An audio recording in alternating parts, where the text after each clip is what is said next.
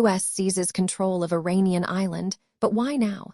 Lately, you might have seen some shocking headlines about the US seizing control of an Iranian island called Kharg. I'm here to give you the real reason behind this move, and trust me, it's not what you think.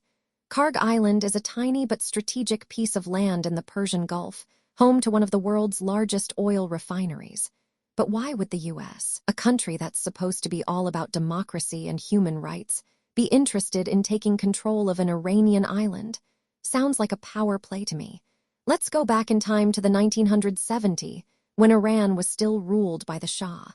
The US had a special relationship with him, and together they built the Kharg Island oil refinery. But when the Shah was overthrown in 1979, the US relations with Iran went from bad to worse, and that's when the US started to lose control of the island. Fast forward to the 1990s, when the US and Iran had a brief moment of peace. The US even allowed Iran to control the island, but things quickly fell apart again. And now, in 2023, we see the US seizing control of Kharg Island again. But this time, it's not just about oil or power, it's about something much more important. What's happening is that the US is trying to block Iran's access to its own oil. But not because they want to hurt Iran, it's because they want to protect their own allies in the region. See, the US has a problem with Iran's growing influence in the Middle East, and they're worried that if Iran gets its hands on more oil, they'll become even more powerful.